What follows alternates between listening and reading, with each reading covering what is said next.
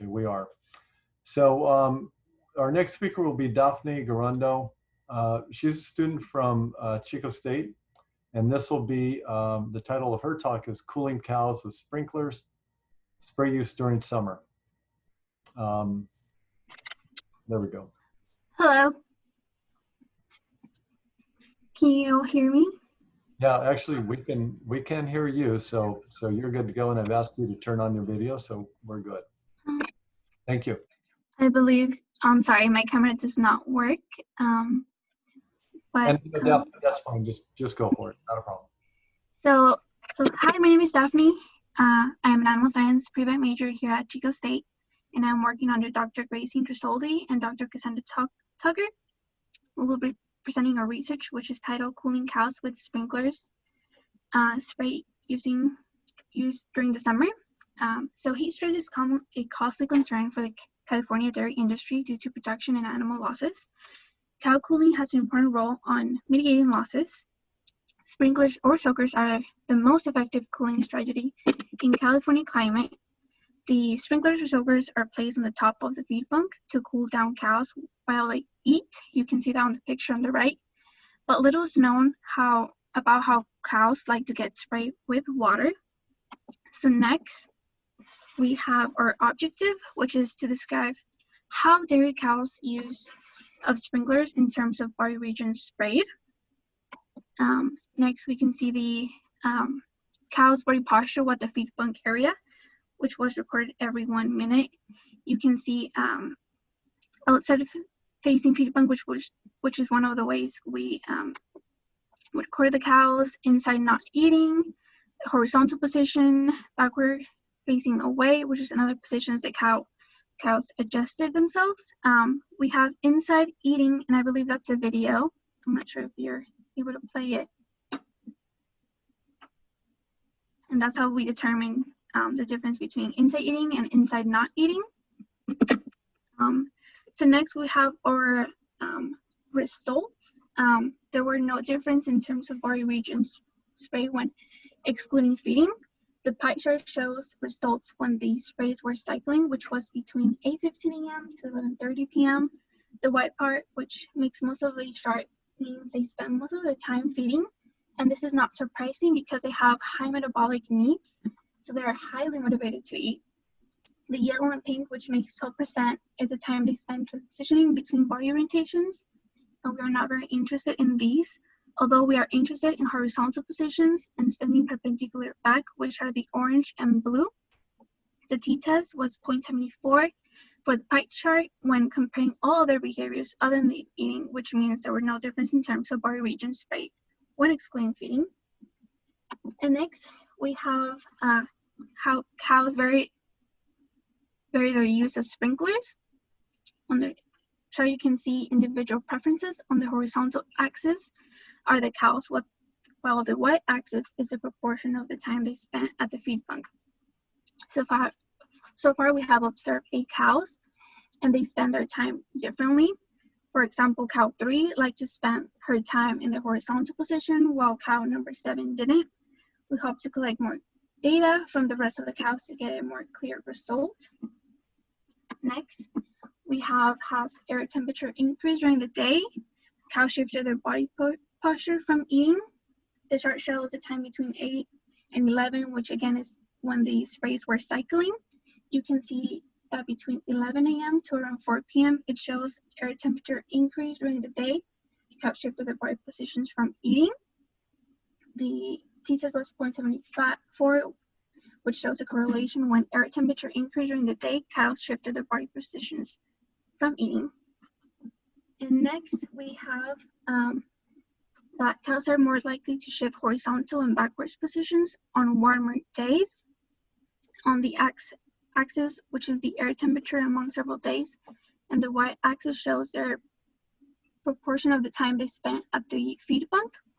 The chart shows that cows were more likely to shift horizontal and backwards positions on warmer days. As the days get warmer, they spend most of the time on the horizontal position and backward positions, which might indicate that they have maybe a preference, and possibly using their positions to cool down. There was a weak relationship for the other two body positions, which means they aren't spending this time to cool down. What we want to investigate next is if there's a shift has an effect on body temperature. And the following is a take-home message. Cows can position their body differently while at the feed bunk to receive sprayed water. On average, cows spend 25% of their time at the feed bunk using exclusively sprinklers. And while not eating overall, there were no differences on the positions adopted, but as air temperature increased, cows spend more time adopting alternate body positions other than eating. Thank you. Are there any questions? Okay, Daphne, thank you for that presentation. I do have a question there. So the cows, they don't have sweat glands or very much, but they just other than coming into maybe the shade or cooling off, then basically there's not really any good way for that cow to cool off. Is that correct on that assumption? Well, typically they like the shade a lot, but we in California sprays are used because it shows that it cools them better. Yeah. So in this at the facility here, they had a shading area other than the feed bunk. So they would lay down there and then they would come there to eat. But we're also looking at that they're also spending some of their time to cool down with the spraying. So this is just going to be a kind of a silly observation, but I don't know how many times when I have seen it so hot outside that I'm looking out in a field and all of these cows are standing in the sun, and not more than 20 feet away there's just a huge amount of shade, and they're all just grouped up over there in the sun, but not the shade. Anything to make of that observation, or is it just herd mentality? I think sometimes they like to stand up. So I don't know if in like the shade, I don't know if there's like something that they don't like about being like in that maybe area. Safe or comfortable, I guess, maybe. Maybe, yeah, could be. Okay, but yeah, all right. Do I see any other questions over here? Okay, so this is in conjunction with the respiration rates that we saw earlier today. So let me just do a real follow-up. So as soon as they cool down, their respiration rates are going to also decrease, or would they go up? I believe they would decrease. Okay. Okay, thank you, Daphne. And thank you. Yeah, thank you for your presentation. So we're going to move over to Garit Brar, who's a faculty member over at Fresno State University. But I'll just give Mark, who's going to speak after Garit, a heads up that Lauren believes that she has the Peter Livingston's video fixed. So Garit, after we hear Garit, we're going to pivot back to Peter. And then after Peter, we'll go over to you, Mark. Okay, you okay with that, Mark? Okay, thank you. Thank you for being understanding. Okay, so Garit's, the title of Garit's talk is The Determination of Long-Term Threshold Limit for Saline Water on Pistachios. Garit. Hi, and good afternoon, everyone, and thanks, Dr. Stell. My name is Garit Brar, and I work at Fresno State. And we have this big collaborative project looking at the effects of long-term salinity on physiology, growth, and yield of pistachio trees under long-term irrigation with saline water, highly saline water. Can you go to the next slide? Okay. So this picture speaks for itself. So this is the damage on pistachio leaves with under long-term salinity. So this particular site, we have high boron levels, high sodium and high chloride levels. And these trees have been irrigated with poor quality water ever since they were planted. Next. So the problem here overall is that the lack of good quality surface water leads to a lot of people pumping poor quality groundwater. So salinity is increasingly becoming a problem in the Central Valley, particularly on the west side. And pistachios is one of the crops that people plant in marginal soils because it is relatively resilient to high salinity in soil and water. So these lands have excessive amounts of salt, such as sodium chloride, boron, and selenium.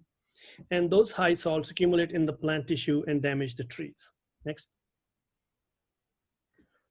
So the question really is that the pistachio acreage is still expanding because of a couple of reasons. The pistachio industry is really excited this year because we are hitting the 1 billion pound production goal.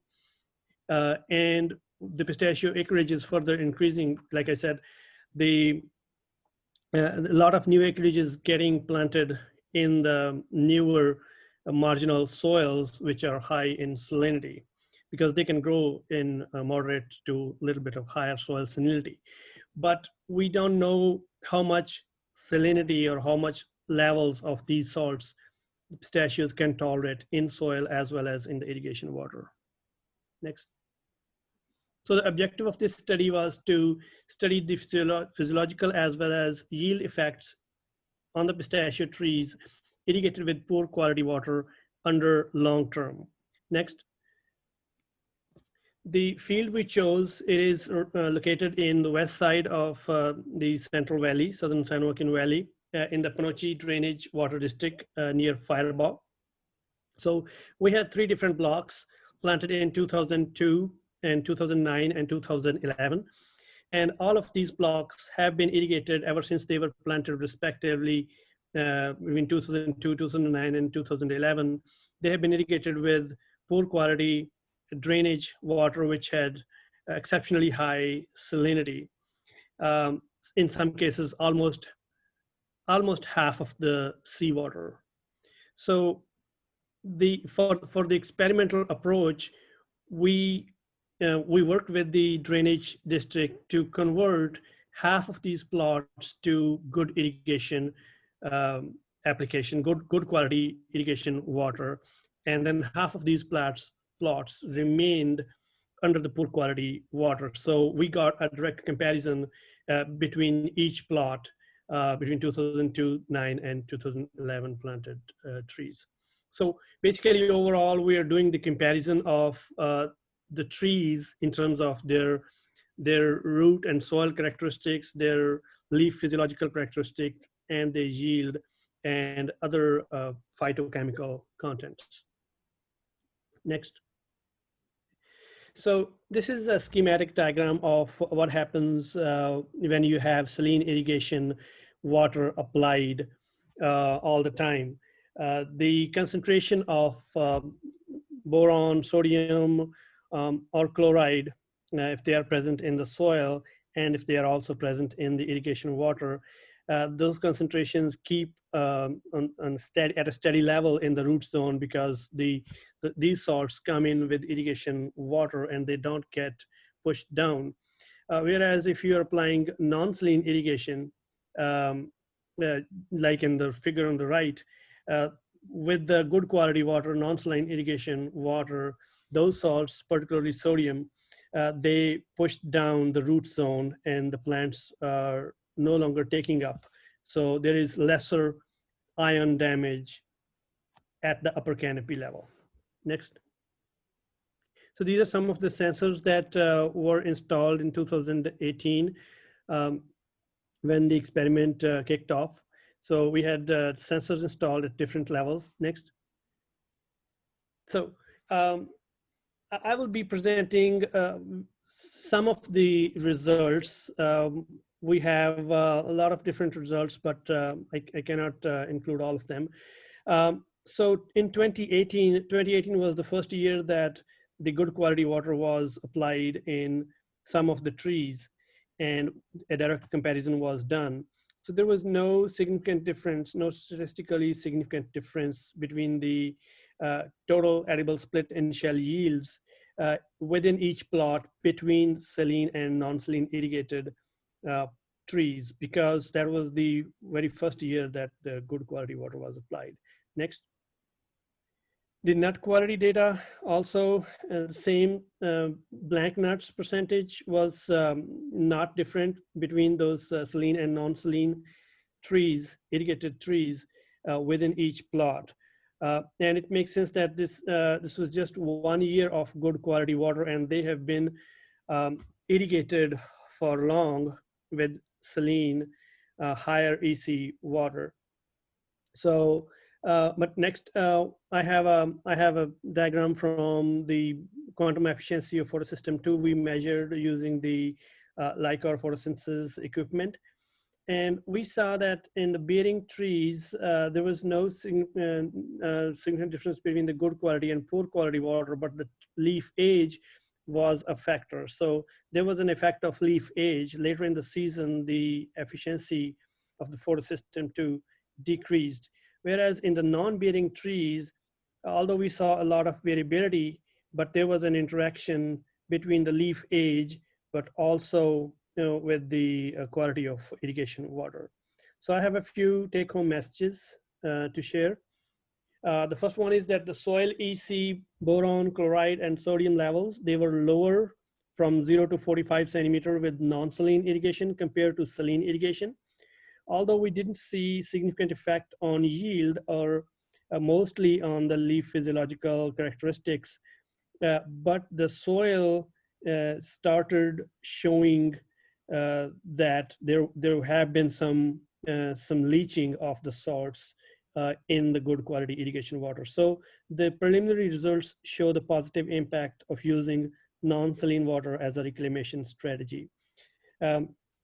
Percentage of necrotic leaves, again, at the upper canopy level, we didn't see any significant differences in any of those characteristics between the saline and non-saline blocks. And that makes sense with just one season of good quality water. So the overall chloride, boron, sodium, and calcium levels in leaves were highest in 2002, and then followed by 2009, 2011. And that has a direct correlation with the age of the trees. That's very predictable. The leaf sodium and potassium levels, they were positively correlated with each other. Whereas leaf sodium and calcium, they had negative correlation. So whereas if we had higher leaf sodium content, the calcium content was lower. Next slide. The leaf area in 2011 planted trees was significantly higher with good quality water versus the poor quality water. Those were the youngest trees, and they were showing significantly higher leaf area. In bearing trees, for example, both leaf age and the water quality affected leaf physiological parameters, but in non-bearing, only leaf age was a significant factor.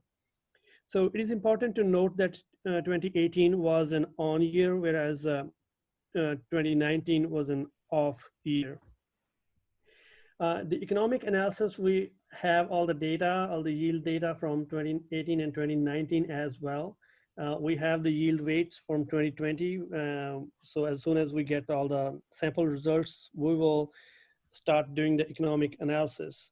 So the preliminary analysis of the impact of poor quality water on yields, total edible initial weight, and subsequent grow revenue, they are starting. So the economic analysis will reveal the saline water thresholds that must not be exceeded in order to maintain the economic feasibility. So that's all I have an update for you. If you have any questions. Okay, thank you, Garit. We might have time for just one question. Do I see any in the audience here? I don't, but no. I do have a question real quick though. This is one irrigation treatment. Would your trees be able to have 2 consecutive years without having permanent damage, or do we not know? 2 consecutive seasons for like of saline water or less than ideal water. Yeah, so there have been 2020 was the 3rd year of a good quality water. So yeah, so I guess I asked it the wrong way. So the saline water, you can do it maybe one growth season, but not more than that, or could you stretch it to two? Oh, the saline water. Yeah, I said it wrong the first time. Sorry. Yeah, no, the saline water. Yeah, we can apply the saline water. Yeah. More than a year. Yeah, I mean, so these are the preliminary results. So we have not inferred with just 2 years worth of data.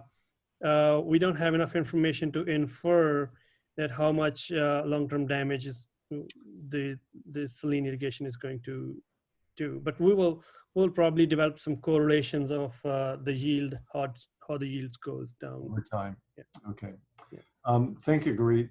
This will be important to see how this turns out. So look forward to seeing your data again next year. Thank you. Thank Okay, so this time we're going to go back to Peter Livingston's recorded video, and the name of his talk is again Peter Livingston's faculty member from San Luis Obispo, the use of ultrafine oxygenated bubbles to mitigate impacts from irrigating with saline water. So very similar to what we Good just afternoon. I'm Peter Livingston. I'm a department head and professor at Cal Poly in San Luis Obispo, and I'm here to talk to you about the use of ultrafine oxygenated bubbles to mitigate impacts from irrigating with saline water. First, I'd like to thank ARI and the California Strawberry Commission for their support in this research, and especially Sue Tonic here at Cal Poly for her dedication to our students and quality research. She just went out of her way to make sure that we could hire Edgar Godoy, an underrepresented minority student, to work with us on this project, and also worked with us to enable Allen Hancock Community College to be a part of this research during one of the summers. We came up with this idea after trying to grow lettuce in highly saline water. We were shooting for about 8,000 parts per million or milligrams per cubic meter, which is the brackish water in Qatar near Saudi Arabia. And got there, no problem, no decrease in yield. So we went to 15,000, started to see a decrease in yield, and thought, well, let's keep going. We got to 20,000 and we definitely saw a decrease in yield. But you know, at 30 days, these lettuce plants were still alive, but you can see from the little roots there that there wasn't much of them growing. But that's at 20,000 milligrams per liter, or milligrams per cubic meter, and seawater is 32. So we're getting pretty good there. So those other plants were alive, and we thought, well, what else could we do with this? We wanted to grow strawberries. They're grown in the soil and increasingly grown in hydroponic facilities. We thought removing and we know that reverse osmosis is very expensive. So the increased groundwater pumpage for these crops is causing the salt water to entrain, and which is causing the salinity impacts to go up.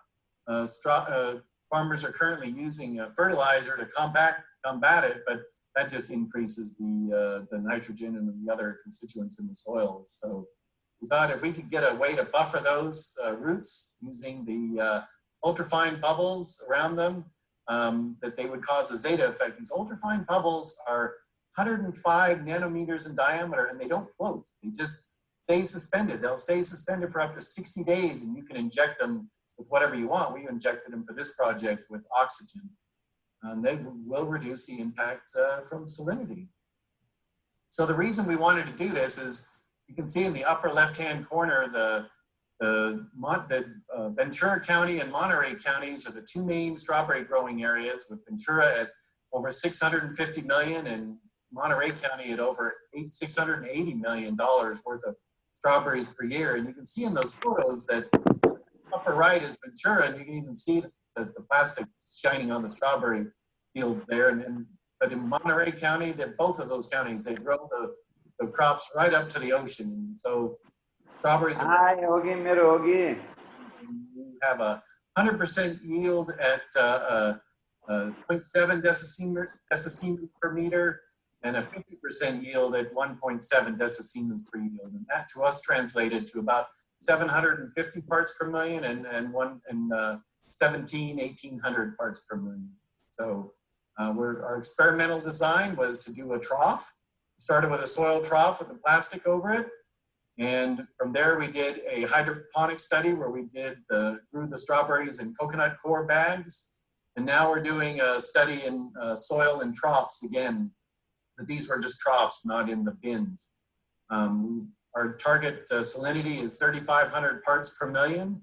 And so we did some controls with and without salt at 3,500 parts per million, and controls with and without salt with the oxygenated ultrafine bubbles.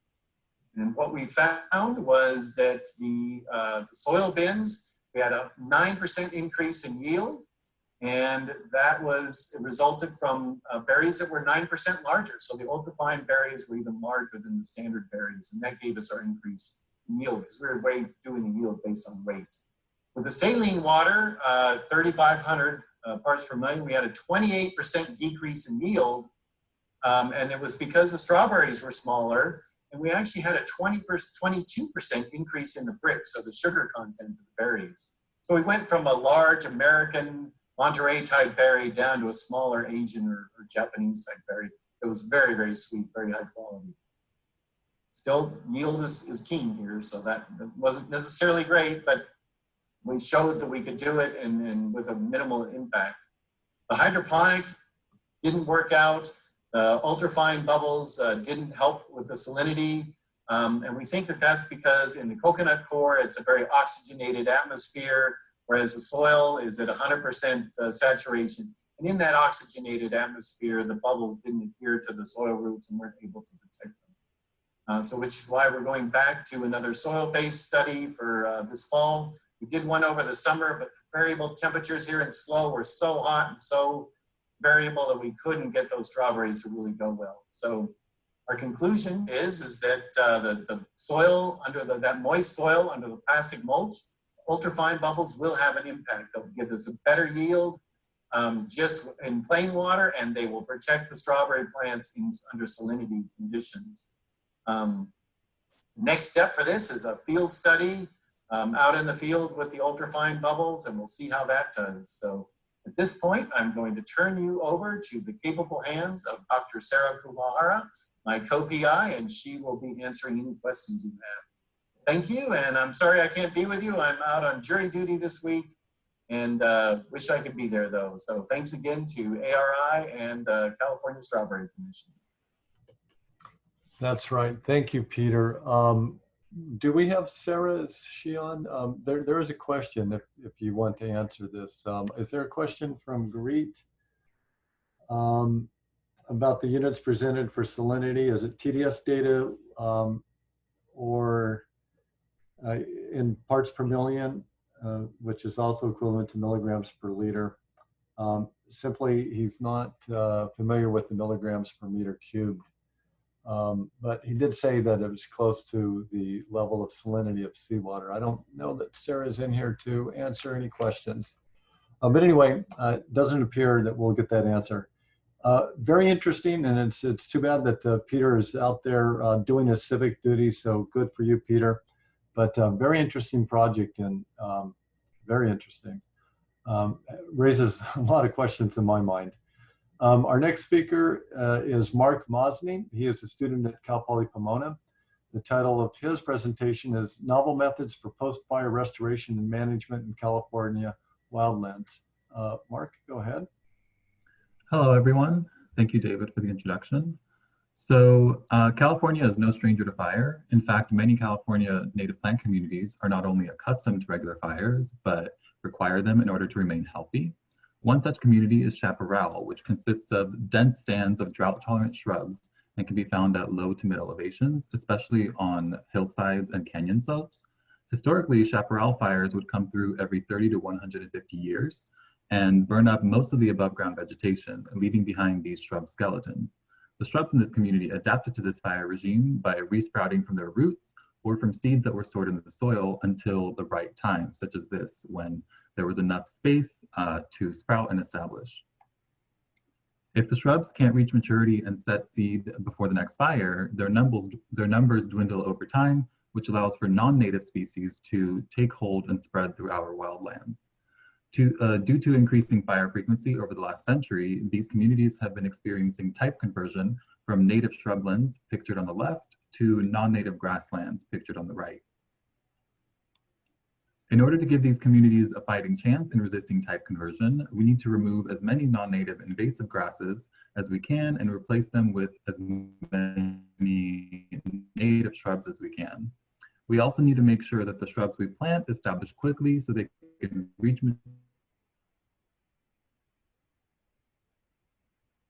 maturity and be ready for the next fire. Typically, this is done by planting them in the wild once they're large and requires a lot of maintenance, like regular watering of the outplants.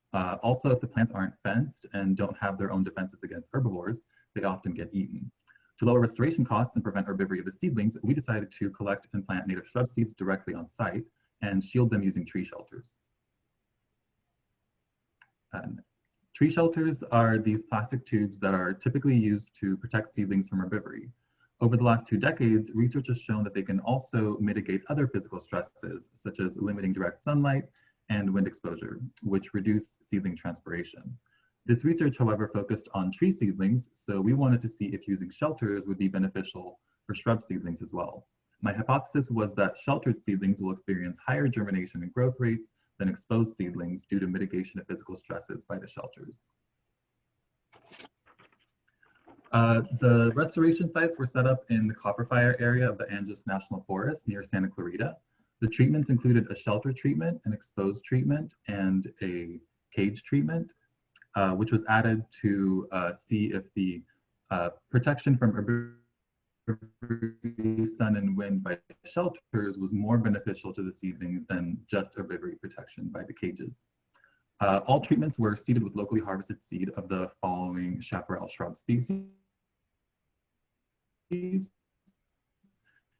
Eriogonum fasciculatum, or salvia, or black seed. To see whether shelters really were protecting seedlings from excessive sun exposure, I measured the amount of total solar radiation received by each treatment. And shown here are the daily averages of those treatments, or of those measurements, sorry. And as expected, the cage treatment shown here in purple did not block any solar radiation, appearing no different from the exposed treatment shown in yellow. The shelter treatment, on the other hand, shown in green, let in 36% less radiation than the exposed treatment, showing that shelters really do protect seedlings from excessive solar radiation. The number of seedlings of each species present in each treatment was measured as well. Overall germination was higher in both shelter and cage treatments compared to the exposed treatment.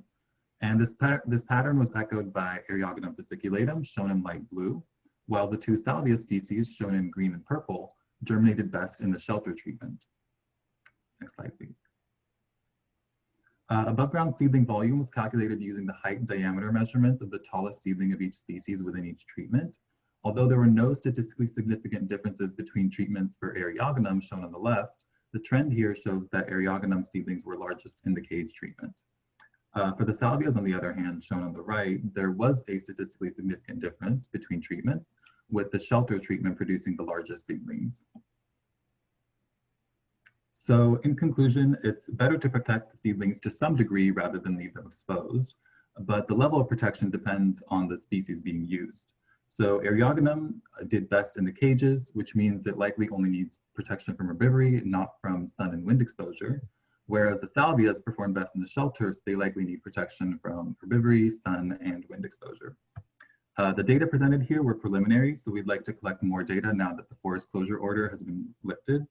And we would also like to add a nursery outplant treatment to our sites in order to compare costs and seedling survival between the nursery outplant restoration method and the seeding on site inside shelters method.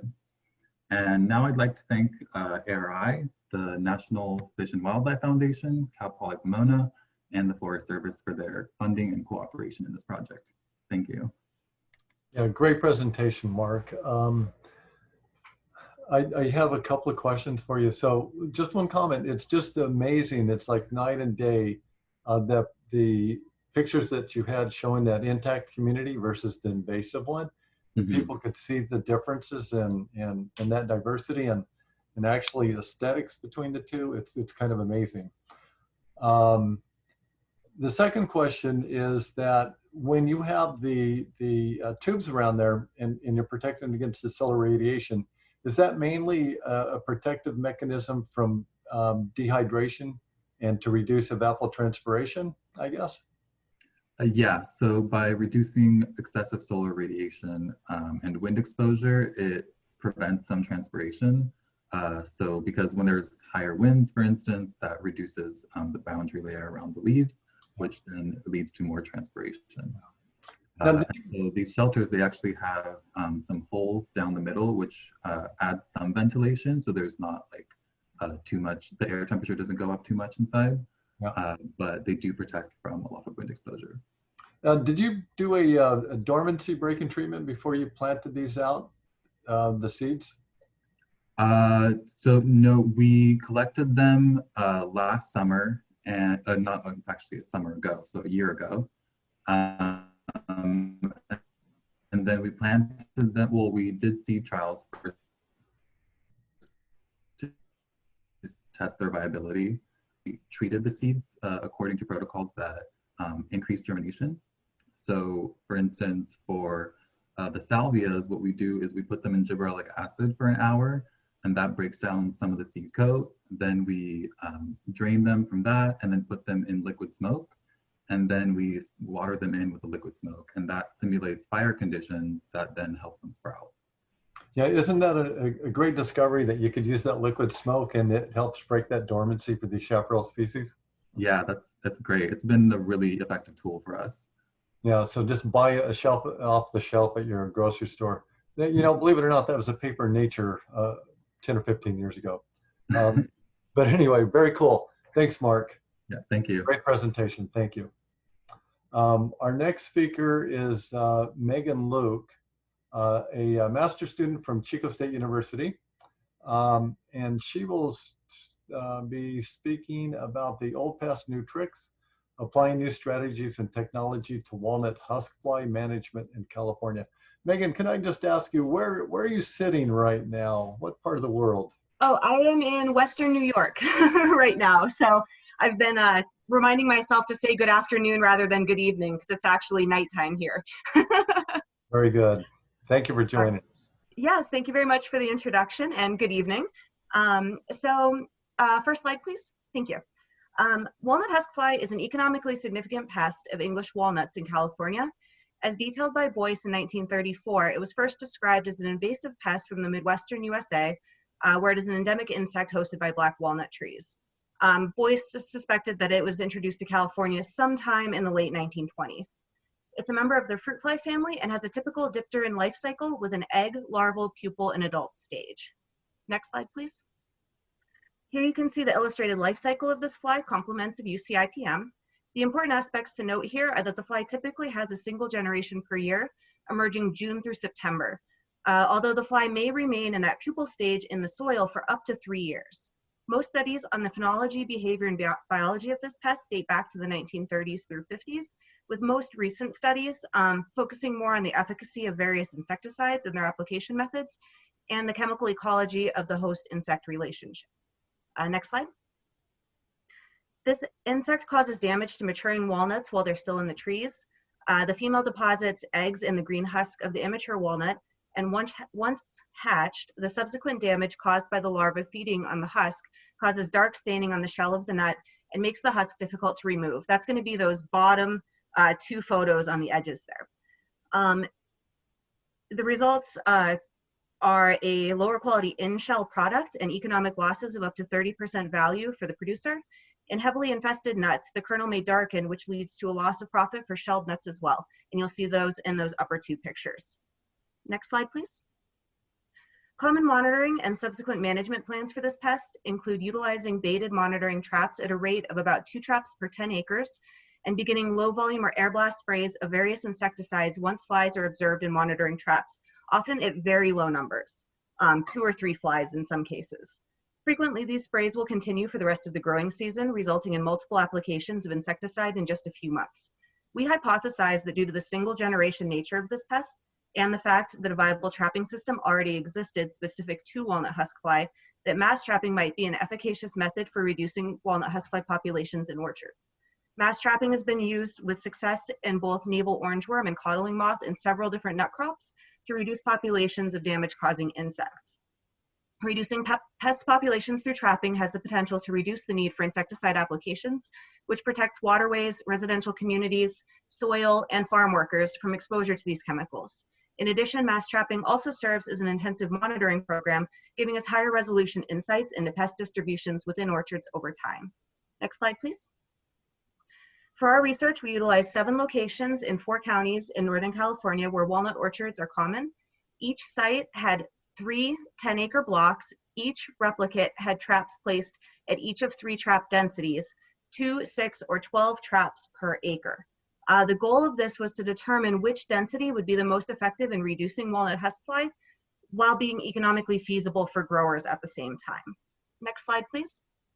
We used a novel trap developed by Peterson Trap Company, which had a larger sticky surface area and a larger ammonium carbonate lure than other traps on the market typically used for walnut huskfly monitoring.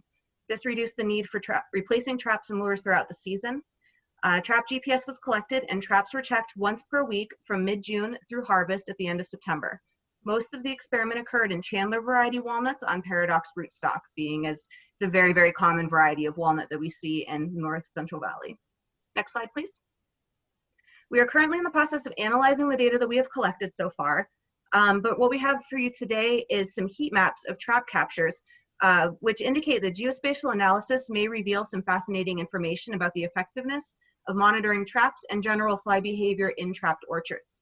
These figures represent trap and trap capture distributions within orchards at the various aforementioned densities, indicated by the points, which are individual traps, and the rectangles, which are blocks divided into the different densities on the map, and the cumulative number of walnut huskfly captured at several points throughout the growing season across our 3-year study period. Our study was 3 years because of that pupal diapause that I mentioned earlier in the life cycle slide. The data that we've analyzed so far indicates that walnut huskfly behavior may inhibit the effectiveness of current systems of monitoring and management, and that improvements to these systems based on our findings may allow for better timing and improvement to these systems.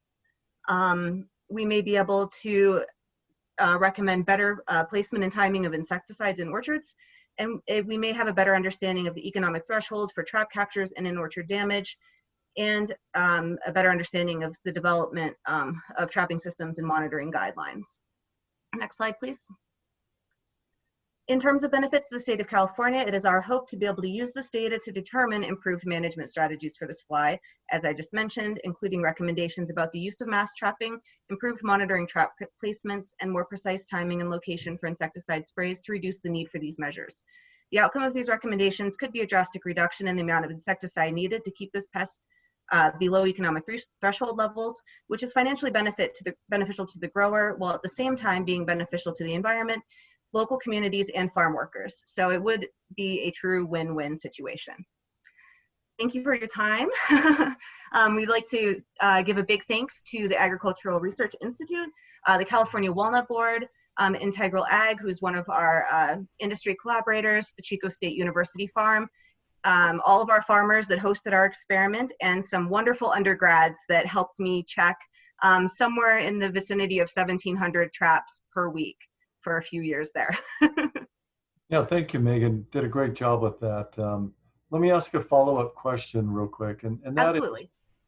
is, you're looking at your heat maps between maybe the first 2 years, there were somewhat similarities between them. But then when you got to the third one, 2019, it looked like it used a completely different pattern. So how are you relating these data of where these insects are to the environmental variables, which I guess this is what they're responding to, and trying to model that and predict it? That seems like a tall order. Yeah, that's why we haven't gotten very far with our data yet, because there's a lot going into managing for different variables, because we're dealing with temporal and spatial data. And a fly that we actually don't know a lot about behavior-wise, and traps that we are not sure about a lot of how they actually interact with the environment that they're placed in. So we're looking at different volatilization rates for the ammonia under different orchard conditions. We're looking at the plume size. We're looking at potential alternate sources of ammonia in orchards, which may be influencing fly behavior or trap efficacy. And we're also looking at differences between sites. Walnut husk fly, they've tried to develop a few degree day models that have been pretty largely unsuccessful, but as an insect that has a diapause in the soil, there is a temperature aspect to it as well. So we're kind of having to look at some weather patterns and microclimates as well to determine what's causing and what's creating some of these differences that we're seeing year to year, as well as just in our microcosm of individual orchards. Yeah, it's not a random event. It's non-random, but very complex. Yes, very complex. Every time we think that we've got it kind of narrowed down into just a few variables, then we see something else and have to kind of come at it from a new angle. So it's been exciting work in data science. I was going to say that I don't know if you could have too many variables in that. I'd like to see those models. Yeah. Okay. Yeah. And as for right now, those maps, the heat maps that you saw, they're just interpolated, distance weighted maps where I reduced the number of neighbors significantly. So we kind of acted like the traps aren't really causing an interaction. And we just looked at, where we see the flies, what's the likelihood we're going to keep seeing flies. And we're really curious about these anecdotal hotspots that farmers have talked about for years. And it's part of the management strategy recommended by UCIPM is to place the traps where you've observed husk fly in the past, because we've noticed anecdotally that they keep popping up in the same places. And so we're kind of using this geospatial data to narrow down maybe more of the why, or how does that influence our trapping systems, and what can we do to improve it based on real world data. Yeah, exactly. Not just anecdotal, but interesting. Exactly. No more calendar sprays. Just what can we do with real science? Oh, great. To save money, to help out our growers as much as helping out the environment. When everybody wins, it's that much easier to put the practices into place. Yeah, exactly. It doesn't take a lot of marketing to do that. So, yeah, thank you so much, Megan. Great presentation. So thank you. Thank you very much, Dr. Stell. Yeah. Our next speaker is Holly Green. She's faculty at Cal Poly Pomona. The title of her talk is Fatigue and Factors Associated with Changes in Locomotor Control in Endurance Horses. Holly? Hey, David, how are you? It's good to see you. Thank you very much. As David said, my talk is about factors associated with locomotion control and endurance horses. And I'd like to thank my collaborators, Dr. Brunwich, Dr. Schilling, and Dr. Elm. Next slide, please. Oh, you got it there already.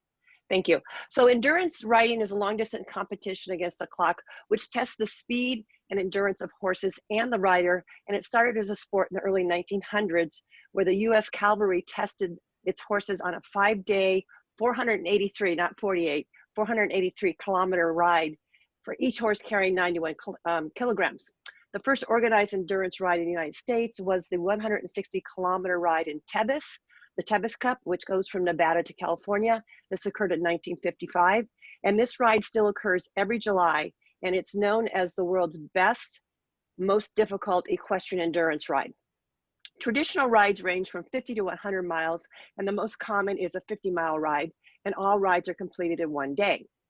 In addition, there's a limited distance division of at least 25 miles and can be as long as 35 miles. But no matter what the distance is in the endurance industry, to finish is to win. Next slide, please. Endurance riding is the fastest growing discipline and second only after show jumping. Elimination rates can be between 10 and 65%, depending on the course and the speed. Horses are eliminated for 4 reasons: lameness, which is the most common, metabolic, rider option, or overtime. Next slide, please. Exercise requires an integration of many systems of the horse, and any factors that upset that integration can cause fatigue. Horse owners have trouble identifying this fatigue because it varies with activity, training, physiological status of the individual equine athlete, and also environmental conditions. Fatigue leads to increased strain injury in the muscles and increases acceleration of the bones, and are possible factors in stress fractures that can produce symptoms ranging from mild lameness to monatomic failure and life-ending fractures in the equine athlete. The increased muscle strain and bone acceleration may arise from changes in the ability of the muscle and the limbs to propel the body forward, and those changes may consequently be of altering stiffness of the limb as the body becomes fatigued. In 2006, Wickler et al. Examined the stride parameters in the hind limb length in horses in an 80-kilometer endurance ride and reported that fatigued horses did have a change in stride duration and stride frequency and a decrease in limb length. However, one limitation in Wickler's study from 2006 is that the data were only analyzed for horses that finished that 80-kilometer ride, and the videos were only captured at the beginning of the ride and at the end of the ride, and there was no data captured in the middle of the ride. Next slide, please. Excuse me. Animal welfare is an area that continues to receive increased attention and scrutiny by not only animal scientists, but also by the lay public and popular press, with a high sensitivity is given to the equine athlete. This sensitivity is due in part to the large number of horses that start their career and they fail to continue. And the wastage in the equine industry is primarily due to problems associated to injury to the musculoskeletal system and the major cause of loss of income and value in the equine industry. In addition, there's a negative emotional response from the public with regards to the use of horses for athletic and recreational activities. And as we can say, Santa Anita Racetrack felt that last year. Next slide, please. The current number of horses in the United States stands at about 7.2 million horses. California's horse population is second to Texas, and the horse density in Southern California is one of the largest in the nation. And California has the largest economic impact than any other state in the United States on the horse industry. Next slide. Thank you. The goal of this study was to determine if pre-existing factors can be associated with fatigue in horses undergoing endurance rides and thus prevent the increased chance of injury. The objective included examination of hind limb mechanisms under fatigue in the horse. Prior to filming, a very expensive calibration frame bought from Home Depot was put together, and this calibration frame was filmed at the front, center, and the back of the path of all the rides. There were two rides that we obtained video from this past earlier this year, and they were in Ridgecrest, California. Fire Mountain Ride comprised two different distances, and then the 20-mule team endurance ride also contained two distances, and the horses were filmed at various places along the path. Kinematics variables will be obtained from the videos for trotting speed, stride duration, time of contact, and hind limb length. And from these data, we'll be able to determine stride frequency, step length, and stride length. All videos will be analyzed with Canova, which is the free software. If we just look at some preliminary data that I've been able to put together in the last couple of weeks, COVID has put a big crunch in being able to get this data analyzed. From preliminary data, there were 38 horses in the Fire Mountain 80-kilometer ride. Of the 34 horses, 8 were pulled. Of the 8 that were pulled, 4 were pulled for lamenesses.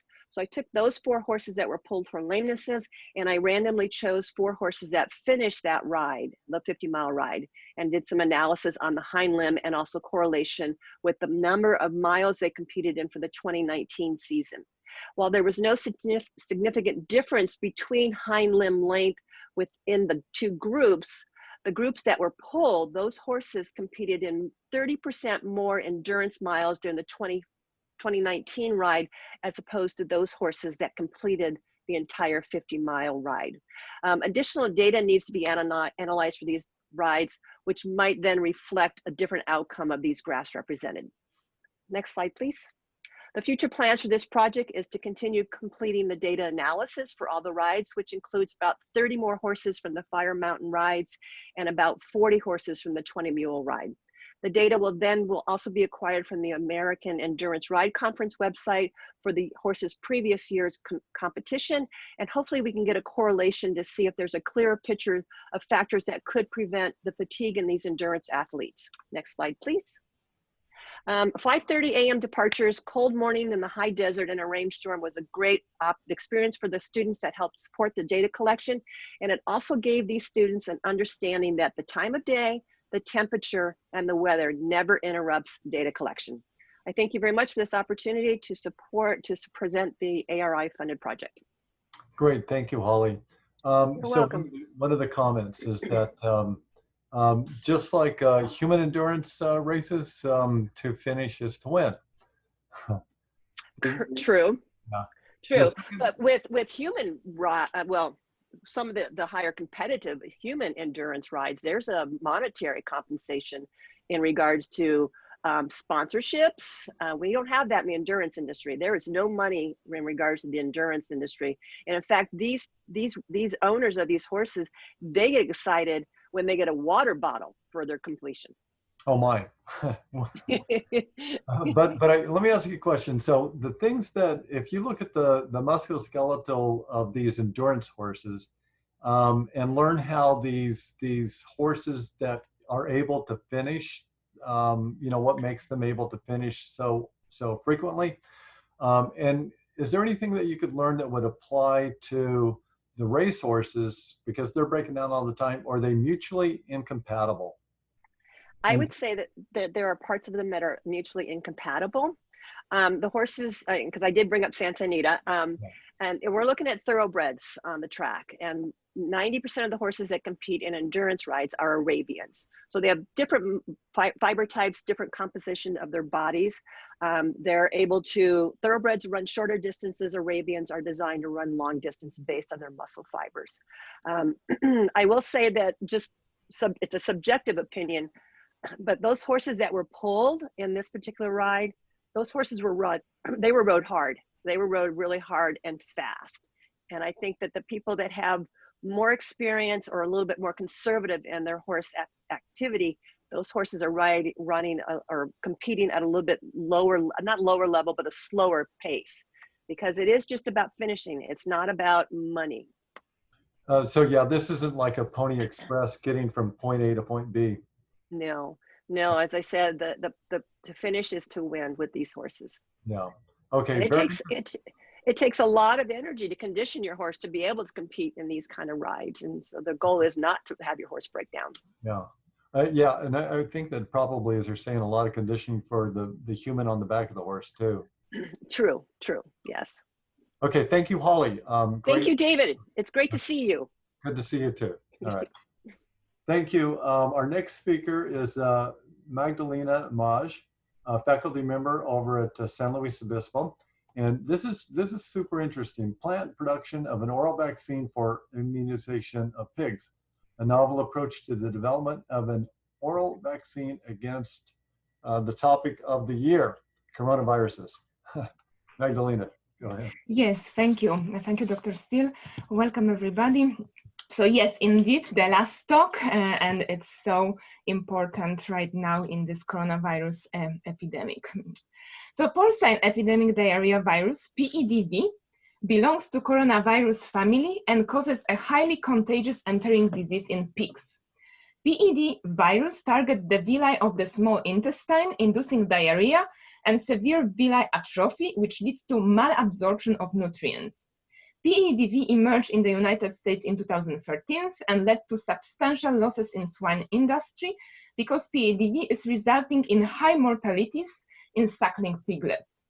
The main route of PEDV transmission is through the ingestion of the virus-containing feces, and that is why it would be critical to develop a vaccine inducing IgA secretion at the pig mucosa. Next, please. We are in the need of an effective oral vaccine against PEDV. Given that an oral vaccine is absorbed in the GI tract, it would provide mucosal protection, meaning the IgA secretion, eliminate needles, allowing for a mass immunization of animals, is safe because subunit vaccine has no viral replication, there is no risk of horizontal transmission, and is convenient with minimum cost and labor. Such vaccine would contribute to improvements in pig industry by decreasing, for example, the use of antibiotics and lowering the cost of production. And needless to say, in the light of current coronavirus epidemic, the successful generation of such inexpensive and easily accessible vaccine against coronavirus would be also beneficial to the public health. Next, please. Coronaviruses have this envelope with the trimers of the spike protein S, which is shown here in yellow, and specifically the N-terminal subunit of spike protein S1 recognizes and binds host cellular receptor. This leads to induction of neutralizing antibodies and production of interferon. That is why we have selected S1 antigen for the generation of a subunit vaccine. Goals of the projects are to, next please. Goals of the projects are to generate molecular DNA constructs of S1 antigen and produce GMO corn, which would be expressing the S1 antigen. To find the optimal extraction conditions of the antigen, and last but not least, to evaluate the ability of vaccine candidates to trigger an immune response in pigs. Next, please.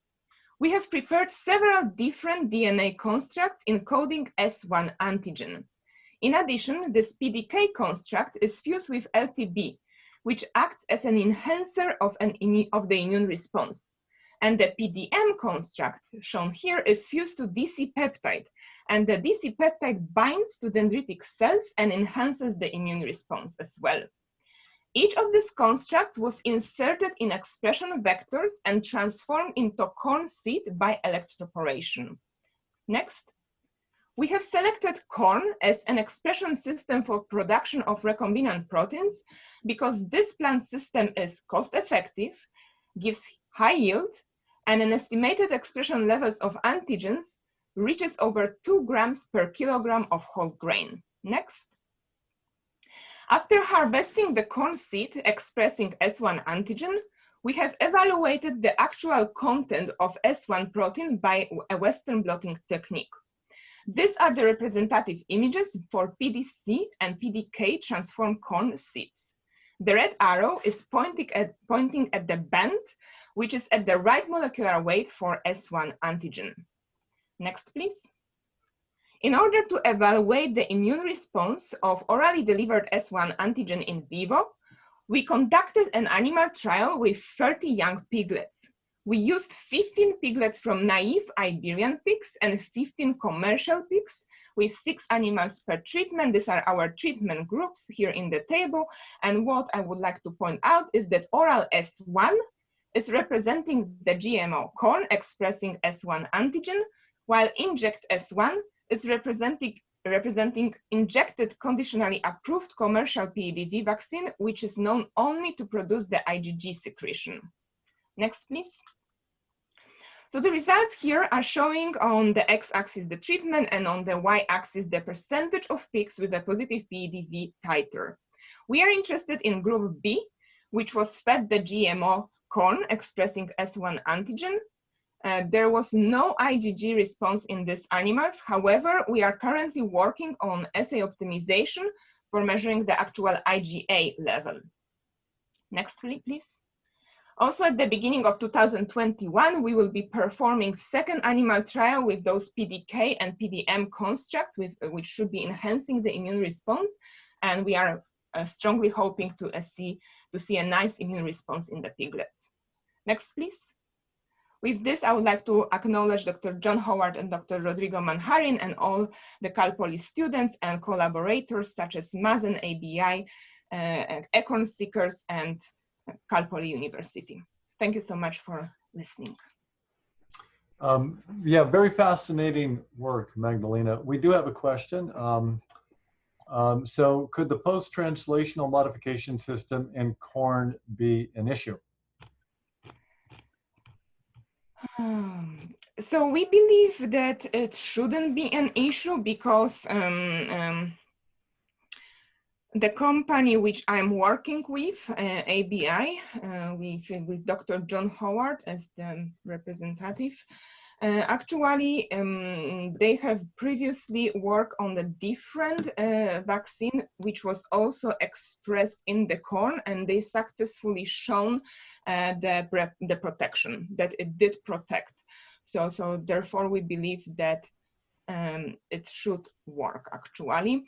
And it's true that the results for IgG are not really that promising as we were expecting. And I can tell you that from this assay where we ran already few assays with IgA, there is only one kit on the market existing for the IgA detection.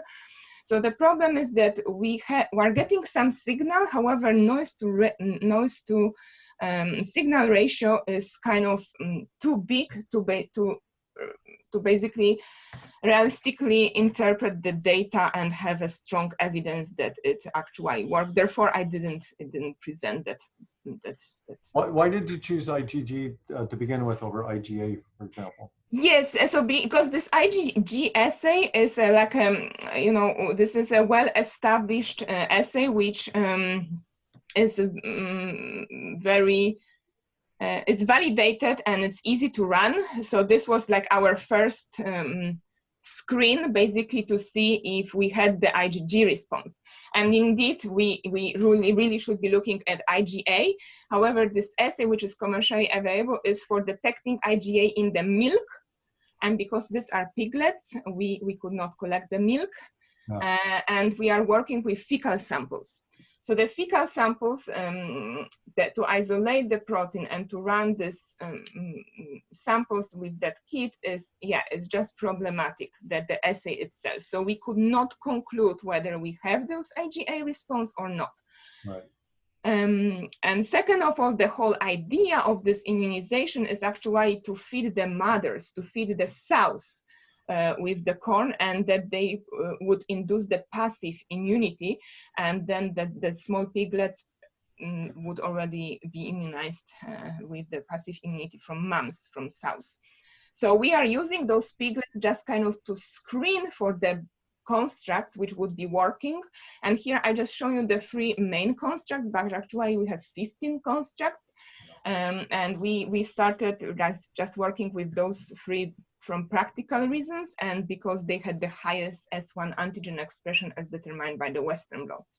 Right. So if once you get the system working, you would have to feed the transgenic corn to the sows once or repeatedly? Well, that's a good question, and we don't know the answer for it yet, right at this moment. Of course, the end goal would be to feed it just once, but I don't know if you saw on my slide that we fed those animals, those piglets, 8 times. So at the current moment, it really would depend on the expression of the S1 antigen in the corn, and we believe that the expression level which we reached so far is it just requires repeated feeding. Yes, but the end goal would be just to feed them once.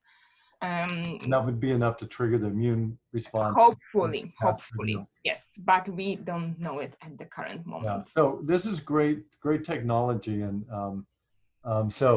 nice that you guys are doing that over at San Luis Obispo. So really good technology.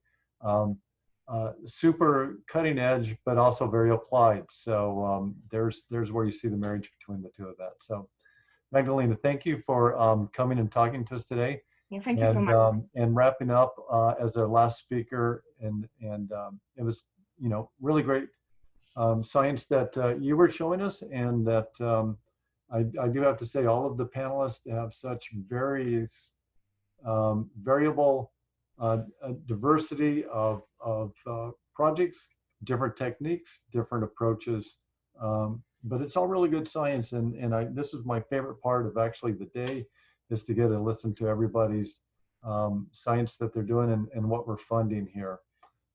So I know that we only have 2 or 3 minutes and sometimes 5 minutes to talk about it, but I end up learning an awful lot and from these talks and wanting to know more. And so from time to time, you see, especially when COVID has gone away, that I visit you on the campus and they'll track you down to talk to you in your lab and learn more about the science that you're doing. So I just wanted to